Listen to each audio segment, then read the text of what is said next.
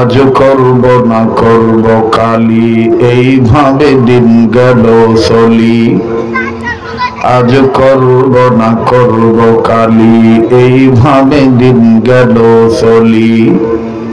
কেমনে মোরা হিসাব দেব আল্লাহর কাছে হাসরের বেলা। দিন ফুরিয়ে যায় রে আমার, দিন ফুরিয়ে যায়। একদিন তোর মাটির দেহ থাকবে না রে হায়।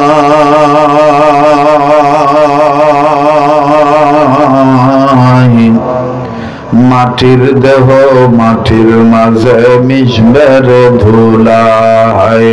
কিসের টাকা কিসের কড়ি তোর, কিসের বাহাদুরি।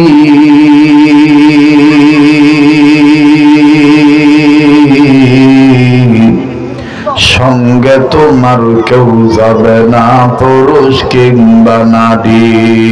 তুমি মানুষ যেদিন মারা যাবে, ছেলে কাঁদবে মেয়ে কাঁদবে, আপন স্বজন বন্ধু বান্ধব কান্দিবে। সন্তান কেঁদে বলবে বা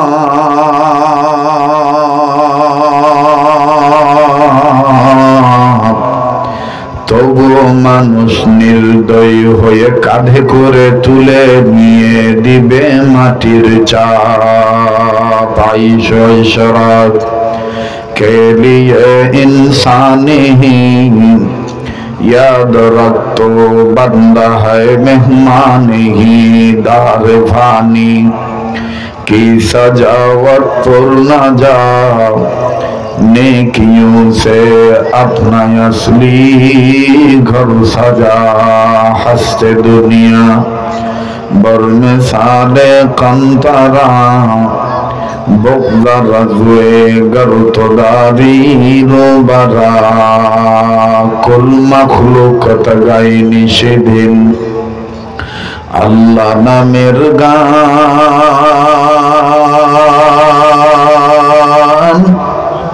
তোমার নামের এতই মধু ওগো মেহেরবান। লতা গাছে কে দিল রে এত বড় কদম,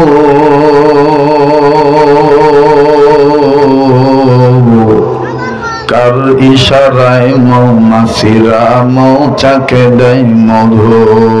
শিমল গাছে কে দিল রে নরম নরম তুলা,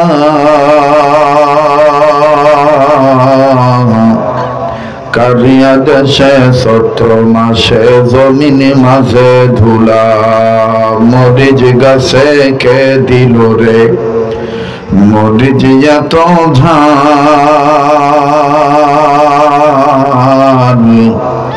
কারো হুকুমে ভাদ্র মাসে পাকে গাছে তাল। আম গাছে আম কে দিল রে লিচুর গাছে লিচু,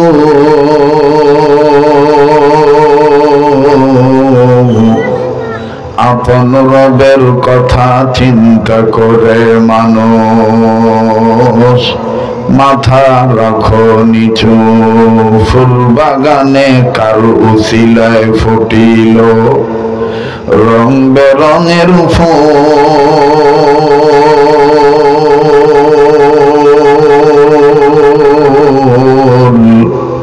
সে যে ধরাই অন্য কেহ নয় যে মানব, নামটি মুহাম্মদ রাসূল। সবাই কালেমা পড়ে লা ইলাহা ইল্লাল্লাহ, জোরে জোরে লা ইলাহা ইল্লাল্লাহ। বাচ্চারা কথা বলতেছে, এদেরকে থামাইতে হবে। ইল্লাল্লাহ, জোরে লা ইলাহা ইল্লাল্লাহ।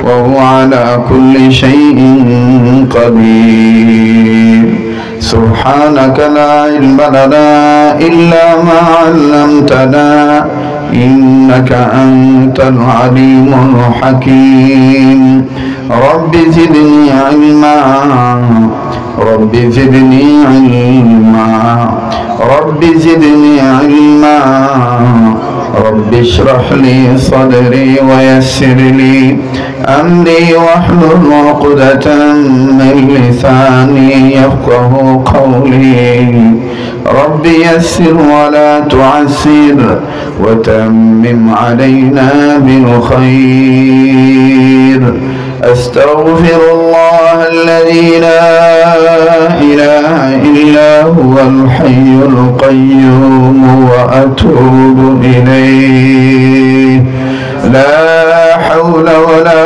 قوة إلا بالله العلي العظيم أستغفر الله أستغفر الله أستغفر الله إن الله غفور رحيم ربنا تقبل منا إنك أنت السميع العليم عليه لكن যে তোমরা মুমিনেরা মুসলমানেরা মানুষেরা তোমরা সব পাইছো কিন্তু আল্লাহরে পাও নাই, কিচ্ছুই পাও নাই। আর তোমরা দুনিয়ার কিচ্ছু পাও নাই কিন্তু আল্লাহরে পাইছো, সব পাইছো। সুবহানাল্লাহ বলেন। মুহতারাম হাজিরিন, এই জন্য সাইয়্যিদুত তাইয়্যিফা হাজী আমদাদুল্লাহ মুহাদ্দির মক্কি রাহমাতুল্লাহ আলাইহি বলেন যে একজন মানুষ আল্লাহওয়ালা হইতে গেলে আল্লাহর মহব্বত লাগবে, আল্লাহকে ভয় করাও লাগবে। আমরা আল্লাহকে ভয় করতে পারবো তো ইনশাআল্লাহ? আল্লাহকে মহব্বত করতে পারবো তো ইনশাআল্লাহ? আর ঈমান নামক দৌলত যারা অর্জন করছে তারা সবচেয়ে বেশি কাকে ভালোবাসে? আল্লাহকে ভালোবাসে। ওয়াল্লাযীনা আমানু আশাদ্দু হুব্বান লিল্লাহ। ঈমানদাররা সবচেয়ে আল্লাহকে বেশি মহব্বত করে। পাশাপাশি নবী বলেছেন তুমি যদি কারোর সাথে শত্রুতা করো সেটাও যেন আল্লাহর মহব্বতে হয়। বন্ধুত্ব করলে আল্লাহর মহব্বতে করবা, শত্রুতা করলে আল্লাহর জন্যই করবা। হুব্বুলিল্লাহ বুগদুফিল্লাহ। আল্লাহকে মহব্বত করার জন্যই একজনের সাথে বন্ধুত্ব করবা, একজনের সাথে শত্রুতা করলে আল্লাহর জন্যই শত্রুতা করবা। আপনারা একটু মেহেরবানি করে আমার কথাগুলি মনোযোগ সহকারে শুনবেন। এই যে বাচ্চারা যে ডিস্টার্ব করতেছে, দৌড়াদৌড়ি করতেছে কাপড়ের বাইরে, এদেরকে একটু মেহেরবানি করে থামায় দেন, এখান থেকে সরায় দেন, এদেরকে এখান থেকে সরায় দেন। মুহতারাম হাজিরিন, তো সেই লক্ষ্যে আমি পবিত্র কোরআনুল কারীমের একটি আয়াতে কারিমা তেলাওয়াত করেছি, যে আয়াতের মাধ্যমে আল্লাহ বলেন যে তোমরা আমাকে ভয় করো আর যারা সত্যবাদী তাদের সাথে ওঠা বসা করো, নেককারদের সঙ্গী হয়ে যাও। বলেন এই নির্দেশটা কার? আবার বলেন না কার? আরেকবার বলেন কার?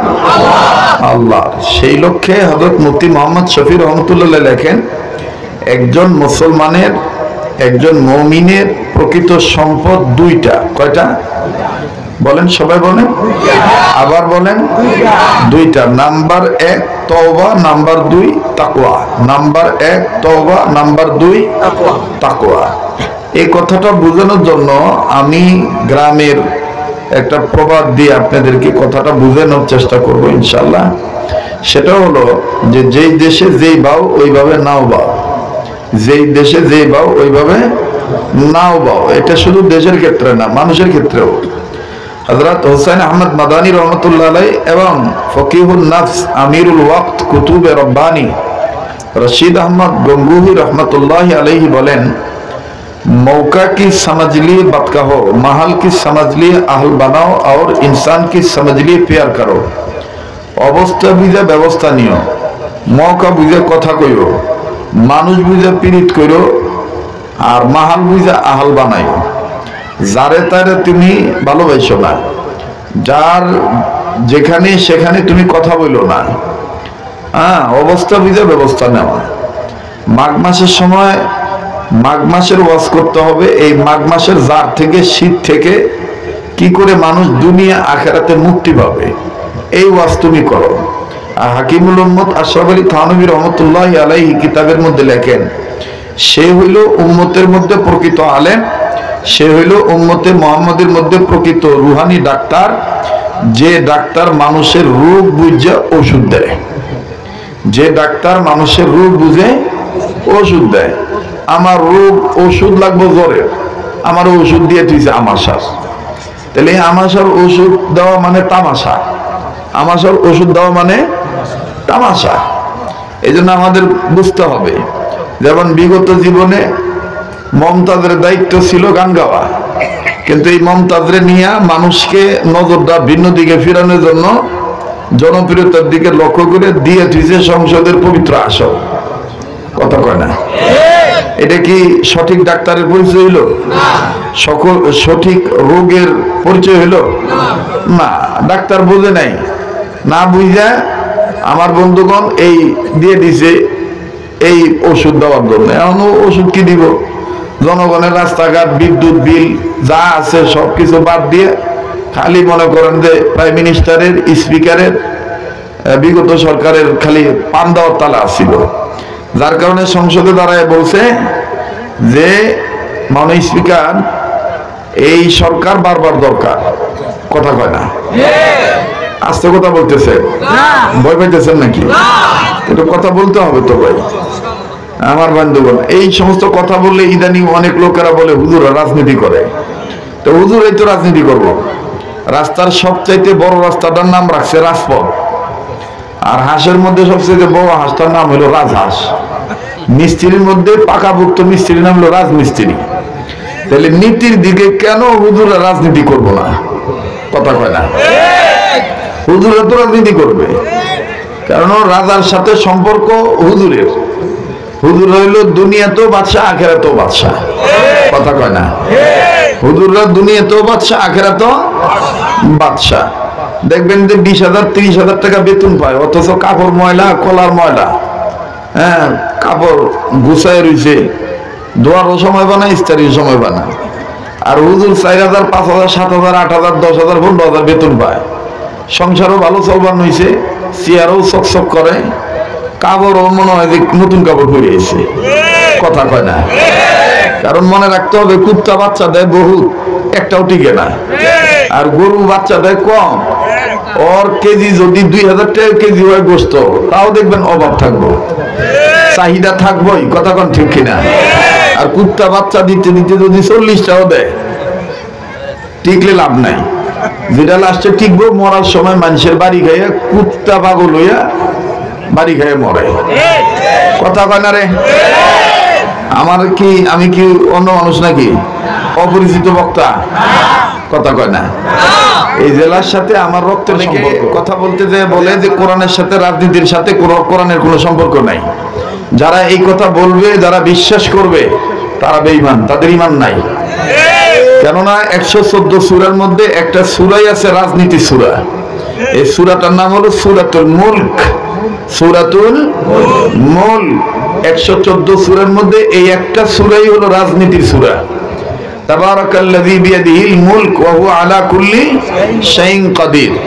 আমার বন্ধুগণ, কোরআনুল কারীম এমন একটা কিতাব, যে কিতাব রাজনীতিতেও দরকার, সমাজনীতিতেও দরকার, যুদ্ধনীতিতেও দরকার, আমল নীতিতেও দরকার, আখলাক নীতিতেও দরকার। জন্মের পর থেকে মরণ পর্যন্ত কোরআনই দরকার।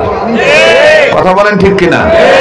যার কারণে আল্লাহ তাআলা বললেন মোকাম্মাল নিজামে হায়াত, পরিপূর্ণ জীবন ব্যবস্থা। আর ইংলিশ ভাষাবিদগণ, সাহিত্যিকগণ ওনারা রিসার্চ করে বলেছেন যে কোরআনই হলো বিশ্ব মানবতার জন্য একমাত্র কমপ্লিট কোড অফ লাইফ।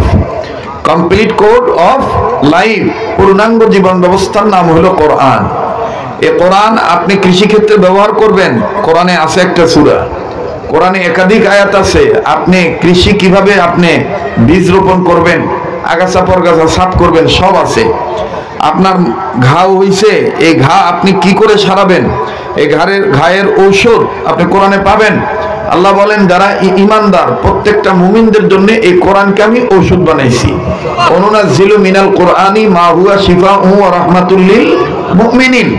আমার বন্ধুগণ, আপনি রাজনীতি কোনটা করবেন এটা আপনার ব্যক্তিগত ব্যাপার। আপনার মার্কা কোনটা হইব, নৌকা, ধানের শীষ না লাঙ্গল না জঙ্গল না মঙ্গল, এটা আপনার ব্যাপার। কিন্তু এই দুনিয়ার রাজনীতি করতে যাইয়া আল্লাহর রাজনীতিকে অস্বীকার করবেন, তাহলে আপনি মুসলমান থাকতে পারবেন না। কথা কয় না? যেমন আমাদের দেশে একটা গ্রুপ আছে নবীকে শেষ নবী মানে, কিন্তু এরা আবার বিশ্বাস করে যে আমাদের আর একটা নবী আছে। হ্যাঁ, এই বংশটার নাম হলো, এই গোষ্ঠীর নাম হলো কাদিয়ানি। এই গোষ্ঠীর নাম কি? কাদিয়ানি। ওদেরও দেখবেন টুপি আছে, দাড়ি আছে, মসজিদ আছে, মাদ্রাসা আছে, কুতুবখানা আছে, পাঠাগার আছে, স্বাস্থ্য সেবা কেন্দ্র আছে, সব আছে। কিন্তু আমাদের মুসলিম মিল্লাতের দাবি হইল, মধুপুরের হযরতের দাবি সহ সমস্ত বুজুর্গ আলেমদের এক দাবি, মুসলমানদের একটাই দাবি, কাদিয়ানিরা বাঙালি হিসেবে থাকবে, বাট মুসলমানের পরিচয় দিতে পারবে না। কারণ যারা নবীকে শেষ নবী মানে না তারা কাফের। তারা কি? যারা বলেন তারা কি? কাফের। অতএব আমাদের দেশে থাকবে, হিন্দুরা যেভাবে আছে এভাবে থাকবে, খ্রিস্টানরা যেভাবে আছে এভাবে থাকবে। কিন্তু কেউ যদি বলে না কাদিয়ানিরাও আমার ভাই, তাহলে বুঝতে হবে হ্যাঁ ও এই গ্রুপের। যারা কাদিয়ানিদেরকে কাফের মনে করবে না তারাও কাফের। তারা কি? কাফের। মোহতারাম হাজিরিন, যাই হোক, কথা অন্যদিকে চলে যাচ্ছে, আমি ওদিকে যাব না। যেই কথাটা বলতে চাচ্ছিলাম যে একজন মানুষের প্রকৃত পক্ষে সম্পদ কয়টা? দুইটা। নাম্বার 1 তওবা, নাম্বার 2 তাকওয়া। এটা বোঝানোর জন্য গ্রাম্য প্রবাদ বলেছিলাম, যেখানে যেই ভাও সেখানে সেইভাবে নাও বাও। এই সাধারণ কমন সেন্স দ্বারা, জ্ঞান দ্বারা, আকল দ্বারা, বুদ্ধি দ্বারা, বিদ্যা দ্বারা, সেন্স দ্বারা এটা বুঝে নেওয়া যায় যে গরু উলঙ্গ থাকবে, গরু লুঙ্গি প্যান্ট পায়জামা জাঙ্গা শার্ট পাঞ্জাবি কুর্তা কোট পরবো না, এটাই স্বাভাবিক। কিন্তু মানুষ পোশাক পরিচ্ছদ গ্রহণ করবে, এটাই স্বাভাবিক। এখন কেউ যদি পণ্ডিতি করে গরুর লুঙ্গি প্যান্ট পায়জামা জাঙ্গা পরায়, তাহলে এটা বেশি মাতবরি না? কথা কয় না? হ্যাঁ, আপনি বলতে পারেন হুজুর শীতের দিন দিয়ে পরায়। হ্যাঁ, শীতের দিন কোনো বাপ ভাই যারা গরু লালন পালন করে অতিরিক্ত জাত থেকে বাঁচানোর জন্য ধানের বস্তা দিয়ে ঢেকে দেয়, অথবা মোটা খেতা গায়ে দিয়ে দেয়, বা নানি দাদির লুঙ্গি কাপড় গরুর বকরির পিঠে দেয়। ওটা তো হলো শীত মৌসুমে লেগে, সারা বছরের জন্য তো না। গরু উলঙ্গ থাকবে, বকরি ভেড়া ছাগল উলঙ্গ থাকবে, লুঙ্গি প্যান্ট পায়জামা সারা থাকবে, এটাই সত্য। আর মানুষ পোশাক পরিচ্ছদ গ্রহণ করবে, এটাই সত্য। কিন্তু আমাদের সমাজে এখন হয়ে গেছে উল্টা। কথা কয় না? দোষ দেখবেন যে খালি যে আমার আগের হুজুর কয়ে গেছে যে হুজুরা যখনই শক্ত কথা কয় তখন কয় যে হুজুর ভালো না। কথা কয় না? যুবক ভাইরা তোমরা একটু দূরে বইছো, তোমাদের উচিত ছিল কাছে বওয়া। তো তোমরা যত দূরেই বইছো, তো দূরে থেকে একটু জোরে সোরে আওয়াজ দিতে হবে। কথা কও ঠিক না? ঠিক। আমার বন্ধুগণ, আমার ভাইরা সব দোষ ঘুরে ফিরে হুজুর গো। যেমন মসজিদে নামাজ পড়তে গেছে, দেখতেছে তো ওই এলাকায় আবার নামাজে মুসল্লি কম হয়। তো মুয়াজ্জিন সাহেব কয় হুজুর এলাকায় একে তো মুসল্লি কম, চোর ডাকাতের উৎপাত বেশি। আজান দিলে যে জামাতে আমি আর আপনি খারামো, পিছন দিক দিয়ে আইয়া যদি আমার কেউ নিয়ে যায়, তো দেহারও কেউ নাই, ধরারও কেউ নাই।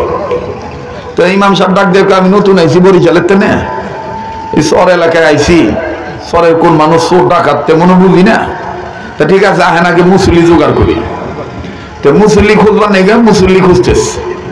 খুঁজতে খুঁজতে মুয়াজ্জিন সাহেব ডাক দেখো হুজুর আমি এখানে 11 বছর ধরে আছি, এই যে মোতাল্লি ভোলা, ওর বাপ এই জায়গা দিয়ে গেছে, ওর দাদার এই জায়গা দিয়ে গেছে, মোতাল্লির ভোলারে ধরেন, সাজুরে ধরেন, ওরে নিলে 3 জন এবার, ওরে মোটামুটি এলাকার চোর ডাকাত সবাই ভয় পায়।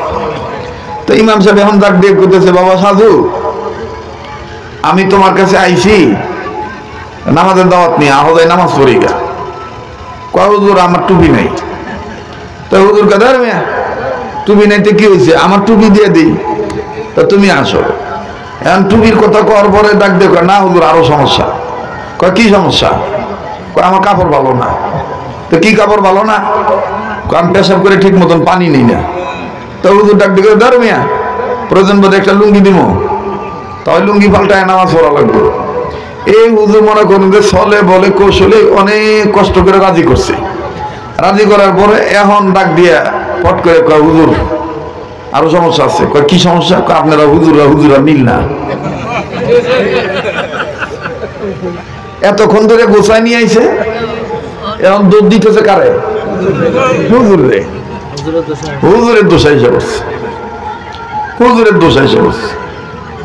আমার বন্ধুগণ ওই যে আমাদের ওস্তাদ হযরত মাওলানা মুফতি দেলাওয়ার হোসেন সাহেবের কাছে একটা গল্প শুনছিলাম, আমি এটা সরাসরি ওনার দর্শে বসে শুনছিলাম। সেটা কেমন, যে মা আর বাপ, স্বামী আর স্ত্রী, স্ত্রী পেটে থাকতে, বাচ্চা পেটে থাকতে নিয়ত করছে স্ত্রী যে আমি এ বাচ্চা ছেলে হোক আর মেয়ে হোক এলেম শিখামো, হুজুর বানামো। এই স্বামী, আচ্ছা গানের আওয়াজ আসতেছে কি বাইরে? গান হইতেছে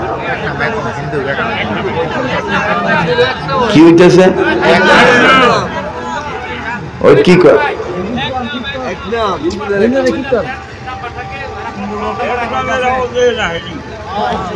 আরে যাই হোক, আমার আবার আজকে পঞ্জিকা দিয়ে আসি নাই, যদি জানতাম তো ওরা তো কি বাজাবেন নিছে, ও কীর্তন মির্তন আমিও জানি। তো দেখা সমস্যা নেই, এদিক টাকা ওদিকে খেয়াল না করলেই হলো। আর যদি কেউ থাকেন গ্রামের মানুষ, ওনাদের কাছে যাইয়া সুন্দরভাবে শালীন ভাষায় একজন ফোন করে বা বলেন যে তোমরা একটু সময়ের জন্য সাউন্ডটা কমাও। আমার ভাইরা যেই কথাটা বলতেছিলাম, সব দোষ কার উপরে দিল? হুজুরের উপরে দিছে। দেখবেন যে আজান হইছে, হুজুর মানে রং চা খাওয়ার অভ্যাস। এখন এই হুজুর আইসা মনে করেন চার দোকানে একটু চা খাইবার বইছে, একবারে ব্যাগ দিনে ঘিরে বইছে, এই হুজুর, এই হুজুর, এই হুজুর। আপনারা আসলে হুজুর না, হুজুরে যাতো না। মসজিদে আজান হয়েছে, মরবেন না, মরবেন না, হিসাব দাম লাগবো না, আজান দিলে চা খাওয়ান যায় নাকি, যান যান মসজিদে যান। ব্যাগটি মিলে হুজুরে গুটাইতেছে। তো হুজুর ডাক দিয়ে কয় যে আমার জীবনে নামাজ কাজা হয় না, আমার জানা মতে আমি ঠিক মতো নামাজ চলবার যাবো। হ্যাঁ মিয়া, আপনি কথা কন, আজান হয়ে গেছে, আজানের পরে হুজুর চা খাও চলে না। ব্যক্তি মিলা কারে জাত করবার হয়েছে? হুজুর রে। তা নামাজ কি অগর দরকার নাই? কথা কয় না, নামাজ অগর দরকার নাই? আছে। তো এবারে সব দোষ হুজুরে। তো এই বেটি যখন কইছে যে আমি এটা পোলা হোক আর মাইয়া হোক হুজুর বানাবো, ফট করে স্বামী রাগ করে ডাক দেখে, খাইয়া কাম পাস না, হুজুর হইলে ভাত পাইবো না, হুজুর বানাবো দেবা, পোলা হইলে ইঞ্জিনিয়ার ডক্টর বানাবো, ইটালি পাঠাবো বক্কর চক্কর, আর মাইয়া হইলে আর একটা বানাবো। এবার করতে করতে করতে করতে যাই হোক আল্লাহর কি মেহমান পোলা হয়েছে। তো পোলা হয়েছে, পোলা যখন 7-8 বছর বয়স হয়েছে মাদ্রাসায় ভর্তি করে দিচ্ছে। এই লোক ওইখান থেকে খেপা, পোলা পেটে থাকা অবস্থায় খেপা, তোরে কইলাম তুই হুজুর বানাস না, তারপরে তুই হুজুর বানাবেন নাকি দিলি, কিছু কর পারতেছি না, এই বয়সে আবার কারে বিয়ে করবো, জায়গা দে মাদ্রাসাতে পরে বুঝবি। তো যাই হোক 12-13 বছর পরে ছেলে আলেম হয়েছে। আলেম হওয়ার পরে বউ ডাক দিয়ে কইতেছে যে আজকে সে ফারাগাত লাভ করছে, তারে আগে নিয়ে আহ, বেডিং বুসকা যা আছে সব নিয়ে আহ, কারণ সংসার ঠিক রাখনের লিগে মেয়ে লোকের চাপে গেছে, পোলার আনবার গেছে আগাইবার বিলে। শুনতেছেন আপনারা? মনোযোগ ঠিক আছে? কথা বোঝা যায়? তো এখন এই বাপে ব্যাগ নিছে আর পোলায় মাথায় ট্রাঙ্ক নিছে। তো বাপে পিছনে, পোলায় আগে। হঠাৎ করে পিছনে পোলা ফিরে দেয় যে আব্বা নাই। আব্বা গেল কোনারে, ভালো করে খুঁজে দেয় যে আব্বা পেশাব করবার বইছে। এখন পেশাব যে করবার বইছে, পোলা খেয়াল করে দেয় যে পশ্চিম দিকে মুখ করে বইছে। এখন এই পোলা ডাক দিয়ে কইতেছে যে আলেম হইছি, নিজের ঘরের থেকে আগে এলেমের প্রকাশ ঘটাই। আমার বাপে এইভাবে পশ্চিম দিকে মুখ করে পেশাব করবার নইছে, তা মানুষে কইব কি যে আলেমের বাপে পশ্চিম দিকে মুখ করে পেশাব করে। তো এই সারা ট্রাঙ্কটা নামাইয়া আস্তে করে ওর আব্বা ভালো করে দেখলো যে আব্বা স্টার্ট দিছে কিনা, মানে পেশাব শুরু করছে কিনা। তো দেখে না, পুরো এখনো শুরু করে নাই, স্টার্ট দেয় নাই। আস্তে করে যাইয়া আব্বার কাঁধের উপর হাত দেখো, আব্বা এইদিকে পেশাব করা না যায়, পশ্চিম দিকে মুখ করে পেশাব করা কি হারাম, না যায়। এই বুড়া ওই মেশিন ধরে কতরি দিয়ে কবার নইছে, এই লিগেই কইছিলাম তোর মারে হুজুর বানাস না। এই যে শুরু হয়েছে, শান্তিতে মুখ বারো দিব না। দেখছে দেখি দোষ কারে দিবান হইছে? হুজুর রে। কথা কয় না, দোষ কারে দিবান হইছে? হুজুর রে। সামনে আরো কথা আছে, কষ্ট হচ্ছে নাকি আপনাদের? তো এবার বেড়ায় দেখলো যে মৌলবি যখন কইছে পশ্চিম দিকে মুখ করে পেশাব করা জায়েজ নাই, তা আমি ঘুরি। তো কয় কোন দিক ঘুরবো? কয়েক দিক ঘুরেন, এদিকে জায়েজ নাই। এই বেটা করছে কি, ঘুরে রাগের ঠেলে একদম সোজা পূর্ব দিকে। তখন পোলা দেখলো যে পূর্ব দিকেও তো জায়েজ নাই। পোলায় যায় আবার সুন্দর করে কইতেছে আব্বা এইদিকেও জায়েজ নাই। একদিকে সূর্য ডুবে আর একদিকে সূর্য ওঠে, এই দুই দিকেই পেশাব করা জায়েজ, মুখ করে পেশাব করা জায়েজ নাই। আব্বা আপনি ঘোরেন, এই বেটা করছে কি, এখন ঘুরছে মনে করেন দক্ষিণ দিকে। তো দক্ষিণ দিকে ঘুরছে, দক্ষিণে তো কোনো মাসলা নাই। আল্লাহর কি মেহেরবানি, আল্লাহর কুদরত বোঝা বড় দেয়, হঠাৎ করে দক্ষিণা বাতাস শুরু হয়েছে। তো পোলা চিন্তা করলো যে এইভাবে দক্ষিণা বাতাস আইবার নইছে, আবার যদি এখনো না ঠেকায় তাহলে এই বাতাসে যদি পেশাবের সিটা আবার কাপড়ে নাগে, তাহলে কাপড়ও শেষ, আব্বাও না পাক। কাজে যাইয়া সুন্দর করে আবার গায়ে হাত দিয়ে করছে, আব্বা বাতাসের দিকে মুখ করে পেশাব করা জায়েজ নাই। এই বুড়া রাগ করিয়া মেশিন সাইডা দিয়া কতুল মাইরা দমক দেখা, না মুত মুই না, মুত মুই না, এই মুত মোনা কইয়া গেছে গা, গাটি বস্তা থুইয়া বাইর গেছে। বাইরে গেছে, ওদিকে ধরে তো মা ছেলের অপেক্ষায় আছে, দেখে যে স্বামী একা, ছেলে নাই। তখন আস্তে করে ঘরের বাইরে কয়, কি গো আমার পোলা কো? পোলা পোলা করাস, পোলা পোলা করস না? ওই যে আইবার নইছে মোতাইব না, কি কয়? কয় যে আইবার নইছে, আইবার নইছে মোতাইব না। তোর আগে কইছিলাম হুজুর বানাস না, তুই জানাস আমার এক মুতের 3 দিকে ঘুরিয়া ঘুরিয়া মুখ পার করছে, জিদ্দা ঠেলে মুতি নাই। আর তুই মুতবি না, মোতাইব না, 40 দিকে ঘুরিয়া ঘুরিয়া মুতাইব, হুজুর বানাইছস না। আসলে এই বুড়া কিন্তু বোঝে নাই, কথা কয় না, জোরে কথা কন। ওই দোতলার কাম করবার হয়েছে, বিল্ডিং এ ছাদ ঢালাই দিব, তো 3 পো আদলা ইটা এগুলো এখন নামাইব, খোয়া তো হয়ে গেছে।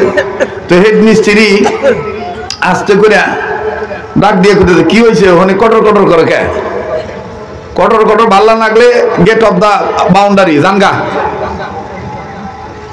আন্তাজি খোঁচায় নাই। আমি ওয়াজ এইভাবেই করি, আগে আমার কথা ওয়াজ বুঝনে লেগে ঘিলু লাগবো। ওলার কামাই খান তো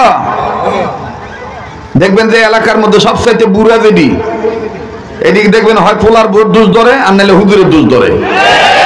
হুজুর খেতে না জম, আর এর মধ্যে খায় ঘুষ, সুদ খায়। মানে এখন তো আর আগের মতন কাশি নিয়ে খেতে যায় না, কাম করে না। তো বেকার থাকলে শয়তান তো গুতাইবই। দেখুন হয় পোলার বোর দোষ ধরে, আর নাহলে হুজুরের দোষ ধরে। অধিকাংশ মসজিদে হুজুর টেকে নেই বুড়া শয়তান গুলার কারণে। কথা কস না, জোরে কথা কয়।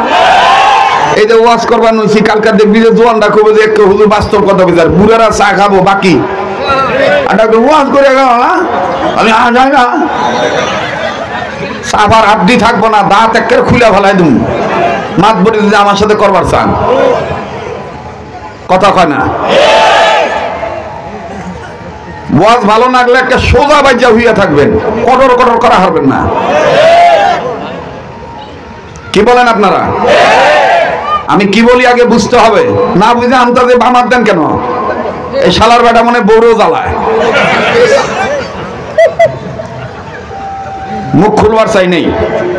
আমি ভাড়াটিয়া মৌলবি না, সাবধান, আমাকে আমার গতিতে আগাইতে দিবেন, আমি ড্রাইভার। খালি দেখেন অ্যাক্সিডেন্ট হয় কিনা, যদি অ্যাক্সিডেন্ট হয় তখন বাধা দিবেন, এর আগে কোনো কথা বলা পারবেন না। আমার বন্ধুগণ, আমার বাইরে এমনি দেখবেন অনেক বুড়ারা ওয়াজ করার আগে কয়, পোলা বাপ মারে বাদ দেয় না, এইভাবে একটু ওয়াজ করবার কই। তুই তোর বাপের বাদ দিছিলি? তুই তোর বাপের বাদ দিছিলি? তুই তোর বাপেরা বাদ দেস না, তোর বলা তোরা বাদ দেয় না, কথা শেষ। আমি নিজে ভালো হব, জগৎ ভালো হবে। কামা তাদিনু তুদানু, যেমন কর্ম তেমন ফল। দেখবেন যে এই যে শীত মৌসুমে কিছু খাটাস বুড়ো আছে, হাইব্রিড, 3 রাস্তার মুড়ে সিএন নিয়ে বসে থাকবো, যত মেয়া সাল ফল যাইব, ব্যাগ চোখে দেখে না, 1000 বাউরেস গ্লাস না গায়ে নইছে, যত মেয়া সাল ফল যাইব, ততগুলোর এই শরীরের গরমে জিজ্ঞাসা করো তুমি বাড়ি কোনে গো, তখনই কি হয় না শালার বেটারা। আর যদি কোনো যুবকরা সেরি গতিকে তাকায়, তখন ডাক দিয়ে কয়, তোর মা বোন নাই, কথা কয় না, জোরে কথা কয়। আমার চোখ এখন 36টা, কান কিন্তু 12টা, কেহেনে কোন মুখ নাড়াইবেন ঠাস করে আল্লাহ আমার কানে শুনে দিব। 29 বছর ধরে চুঙ্গা ফুগাই, সিহারা দেখলে করবার কইবার ভারি, এটা কোন গ্রুপের? আবু জাহেলের গ্রুপের না মুহাম্মাদের গ্রুপের? যতই টুপি থাক আর দাড়ি থাক, আমি চালাইছিলাম আমার গতিতে সুন্দর করে। ওই যে শ্যালো মেশিন আছিল না আগে, সেলাই মেশিন দেখবেন যে একবার গাইড মোতাবেক হ্যান্ডেল ঢুকাইতে হয়, ঢুকাইয়ে তখন গ্যাট গ্যাট গ্যাট গ্যাট গ্যাট গ্যাট গ্যাট গ্যাট গ্যাট গ্যাট গ্যাট গ্যাট গ্যাট, কথা কয় না? আরো বাংলায় ভাঙ্গা কই, দেখবেন যে মা বোনটা যখন রান্না করে তখন দেখবেন যে শুটকি নানবান হইছে, কিন্তু বাগাটা এত ফার্স্ট ক্লাস বাগার হয়, ওই গ্রানে বোঝা যায় মুরগির রোস্ট নামতেছে। বাগার যে রান্নার যার যে বাবুর্চির ভালো হয়, পুরা রান্নায় তার ভালো হয়। তো ওয়াজ করার আগে তো আমার বাগার দাও লাগবো, কথা কয় না? আগে আমার বন্ধনা দাও লাগবো না? উইটাই এবি উইটে আনতে ভাতে মার কিচ্ছা। মিস্ত্রি কইছে যে ইটা 3 পোয়া কোয়া আদলা এগিনা ব্যাগ গিনা নিচে ফালাই দে, আর শোন লেবাররা কইছে মানুষ দেখে ফালাইস। এই বেচারা করছে কি, মানুষ যখন যায় তখন দুপ করে আদলা ফালায়, এই আদলার গাই খাইয়া মাথা ফাইটে যায়। নিজের লোকজন হরাহরি করে দৌড়াদৌড়ি করে ধর ধর ধর ধর ধর ধর মিস্ত্রির ধর। হেড মিস্ত্রি ধরছে, হেড মিস্ত্রি কয় আমার দোষ না, দোষ লেবারের। লেবার রাইনা ডাক দিছে, লেবার তুই লেবার কইছে কাম করস কে? কয় আপনি তো কইছেন মানুষ দেখে ফেলাইবে।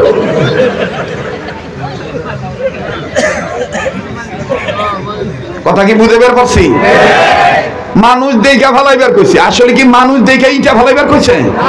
কইছে যে মানুষ হাঁটা উঠা করলে যেন মানুষের গায়ে ইটা না পড়ে। আল্লাহ দিছে কোরআন রে তোমার জীবন সাজানোর জন্য, এই কোরআন রে বানায় রাখছে, বাচ্চা আটকায় গেছে, কোতন দেয় কাম হয় না, এটা বাচ্চা হওয়ার কোরআন বানাইছে। হুজুর আমার পোলার বউরে জিনে ধরছে, একটু ফু দেন, কথা কয় না? হুজুর আঙ্গ চাচায় মরছে, 30টা পোলা হান দেন, সূরা ইয়াসিন খতম করবো, মরা মানুষের চতুর্দিকে বইয়ে বইয়ে কোরআন শরীফ পড়বার হয়েছে। এই কোরআন রে বানাইছে কেউ তাবিজের কিতাব, কোরআন রে কেউ বানাইছে মনে করেন যে বাচ্চা হওয়ার কিতাব, কোরআন রে কেউ বানাইছে বাচ্চা হইলে আযান দেওয়ার কিতাব, কোরআন রে কেউ বানাইছে বিয়া ভরণের কিতাব। না, কোরআন সব জায়গার কিতাব। কথা বলেন ঠিক কিনা? আপনি একটা মানবেন আর একটা মানবেন না। আল্লাহ নিজে বলছেন নুমিনু বিবাদি ওয়া নাকফুরু বিবাদ। তুমি কিছু মানো আর কিছু মানো না, তুমি টাটকা কাফের। তুমি কি কাফের? টাটকা কাফের। আল্লাহ আমাদের সবাইকে সহিহ উদ্দান করে। আবার কোন আমিন, আরেকবার কোন আমিন। মুহতারাম হাজিরিন, তো গরু উলঙ্গ থাকবে, মানুষ পোশাক পরবে, এটা কার বিধান?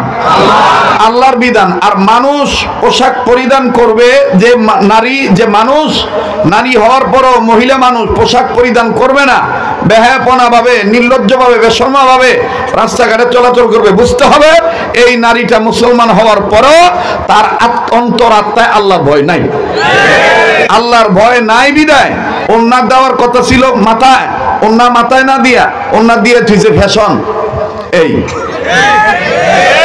কথা জোরে কন, জোরে কথা কন। আবার দেখবেন ওন্না কোন মেয়ে সালফাল ওন্না দিয়ে থুইছে, রাস্তায় চলবার দেবেন সাইড পাবেন না, কেন? ও ওন্না সাইড করে দিয়ে থুয়ে দিছে। রাস্তায় আমার আপনার চলার সাইড নাই, কিন্তু ওর ওন্না সাইড ঠিকই আছে।